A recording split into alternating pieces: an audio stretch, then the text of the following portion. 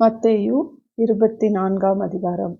இயேசு தேவாலயத்தை விட்டு புறப்பட்டு போகையில் அவருடைய சீஷர்கள் தேவாலயத்தின் கட்டடங்களை அவருக்கு காண்பிக்க அவரிடத்தில் வந்தார்கள்.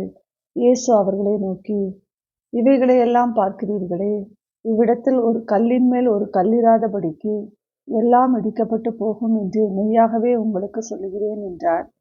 பின்பு அவர் ஒலிவ மலையின் மேல் உட்கார்ந்திருக்கையில் சீஷர்கள் அவரிடத்தில் தனித்து வந்து, இவைகள் எப்பொழுது சம்பவிக்கும்?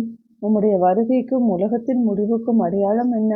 எங்களுக்கு சொல்ல வேண்டும் என்றார்கள். இயேசு அவர்களுக்கு பிரதியுத்தரமாக, ஒருவனும் உங்களை வஞ்சியாதபடிக்கு எச்சரிக்கையாயிருங்கள். ஏனெனில் அநேகர் வந்து என் நாமத்தை தரித்துக் கொண்டு நானே கிறிஸ்து என்று சொல்லி அநேகரை வஞ்சிப்பார்கள். யுத்தங்களின் செய்திகளையும் கேள்விப்படுவீர்கள். கலங்காதபடி எச்சரிக்கையாயிருங்கள். இவைகளெல்லாம் சம்பவிக்க வேண்டியதே, ஆனாலும் முடிவு உடனே வராது. ஜனத்துக்கு விரோதமாய் ஜனமும் ராஜ்யத்துக்கு விரோதமாய் ராஜ்யமும் எழும்பும். பஞ்சங்களும் கொள்ளை நோய்களும் பூமி அதிர்ச்சிகளும் பல இடங்களில் உண்டாகும். இவைகளெல்லாம் வேதனைகளுக்கு ஆரம்பம். அப்பொழுது உங்களை உபத்திரவங்களுக்கு ஒப்பு கொடுத்து உங்களை கொலை செய்வார்கள். என் நாமத்து நிமித்தம் நீங்கள் சகல ஜனங்களாலும் பகைக்கப்படுவீர்கள். அப்பொழுது அநேகர் இடறலடைந்து ஒருவரையொருவர் காட்டிக் கொடுத்து ஒருவரையொருவர் பகைப்பார்கள். அநேகம் கள்ளத் தீர்க்கதரிசிகளும் எழும்பி அநேகரை வஞ்சிப்பார்கள். அக்கிரமம் மிகுதியாவதினால் அநேகருடைய அன்பு தணிந்து போம். முடிவு பரியந்தம் நிலைநிற்பவனே ரட்சிக்கப்படுவான். ராஜ்யத்தினுடைய இந்த சுவிசேஷம் பூலோகமெங்கும் உள்ள சகல ஜாதிகளுக்கும் சாட்சியாக பிரசங்கிக்கப்படும். அப்போது முடிவு வரும். மேலும் பாழாக்குகிற அருவருப்பை குறித்து தானியேல் தீர்க்கதரிசி சொல்லியிருக்கிறானே, வாசிக்கிறவன் சிந்திக்க கடவன். நீங்கள் அதை பரிசுத்த ஸ்தலத்தில் நிற்க காணும்போது யூதேயாவில் இருக்கிறவர்கள் மலைகளுக்கு ஓடிப்போக கடவர்கள். வீட்டின் மேல் இருக்கிறவன் தன் வீட்டிலே எதையாகிலும் எடுப்பதற்கு இறங்காதிருக்க கடவன். வயலில் இருக்கிறவன் தன் வஸ்திரங்களை எடுப்பதற்கு திரும்பாதிருக்க கடவன். அந்நாட்களிலே கர்ப்பவதிகளுக்கும் பால் கொடுக்கிறவர்களுக்கும் ஐயோ! நீங்கள் ஓடிப்போவது மாரிகாலத்திலாவது ஓய்வு நாளிலாவது சம்பவியாதபடிக்கு வேண்டிக் கொள்ளுங்கள்.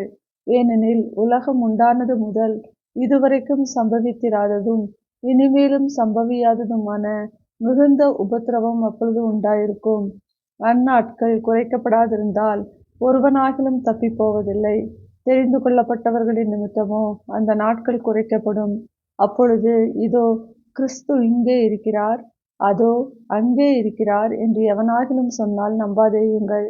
ஏனெனில் கள்ள கிறிஸ்துக்களும் கள்ள தீர்க்கதரிசிகளும் எழும்பி கூடுமானால் தெரிந்து கொள்ளப்பட்டவர்களையும் வஞ்சிக்கத்தக்கதாக பெரிய அடையாளங்களையும் அற்புதங்களையும் செய்வார்கள். இதோ முன்னதாக உங்களுக்கு அறிவித்திருக்கிறேன். ஆகையால் அதோ வனாந்திரத்தில் இருக்கிறார் என்று சொல்வார்களானால் புறப்படாதிருங்கள். இதோ அறை வீட்டிற்குள் இருக்கிறார் என்று சொல்வார்களானால் நம்பாதிருங்கள். மின்னல் கிழக்கிலிருந்து தோன்றி மேற்கு வரைக்கும் பிரகாசிக்கிறது போல மனுஷகுமாரனுடைய வருகையும் இருக்கும். பிணம் எங்கேயோ அங்கே கழுகுகள் வந்து கூடும்.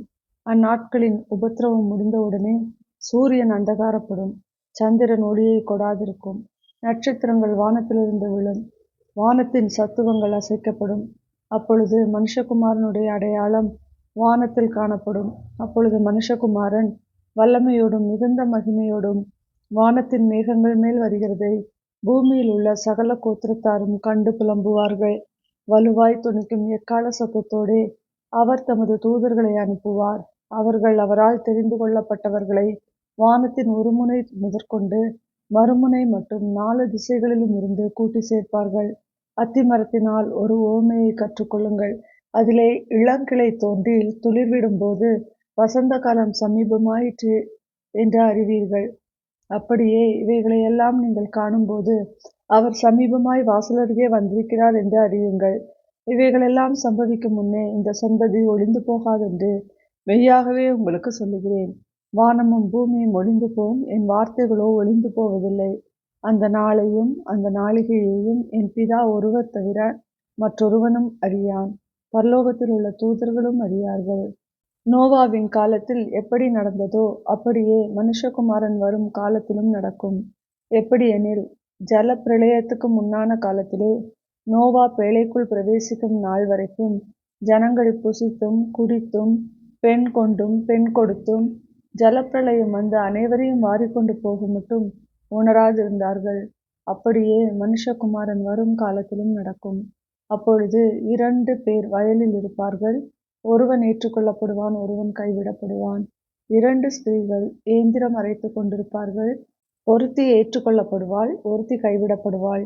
உங்கள் ஆண்டவர் என்ன நாழிகையிலே வருவார் என்று நீங்கள் அறியாதிருக்கிறபடியினால் விழித்திருங்கள். திருடன் என்ன ஜாமத்தில் வருவான் என்று வீட்டெஜமான் அறிந்திருந்தால் அவன் விழித்திருந்து தன் வீட்டைக் கன்னமிட முட்டான் என்று அறிவீர்கள். நீங்கள் நினையாத நாழிகையிலே மனுஷகுமாரன் வருவார். ஆதலால் நீங்களும் ஆயத்தமாயிருங்கள். ஏற்ற வேளையிலே தன் வேலைக்காரருக்கு போஜனம் கொடுத்து அவர்களை விசாரிக்கும்படி எஜமான் வைத்த உண்மையும் விவேகமும் உள்ள ஊழியக்காரன் யாவன்? எஜமான் வரும்போது அப்படி செய்கிறவனாக காணப்படுகிற ஊழியக்காரனே பாக்கியவான். தன் ஆஸ்திகள் எல்லாவற்றின் மேலும் அவனை விசாரணைக்காரனாக வைப்பான் என்று மெய்யாகவே உங்களுக்கு சொல்லுகிறேன். அந்த ஊழியக்காரனோ பொல்லாதவனாயிருந்து என் ஆண்டவன் வர நாள் செல்லும் என்று தன் உள்ளத்திலே சொல்லிக்கொண்டு தன் உடன் வேலைக்காரரை அடிக்கத் தொடங்கி வெறியரோடே புசிக்கவும் குடிக்கவும் தலைப்பட்டால் அந்த ஊழியக்காரன் நினையாத நாளிலும் அறியாத நாளிகையிலும் அவனுடைய எஜமான் வந்து அவனை கடினமாய் தண்டித்து மாயக்காரரோடே அவனுக்கு பங்கை நியமிப்பான். அங்கே அழுகையும் பற்கடிப்பும் உண்டாயிருக்கும்.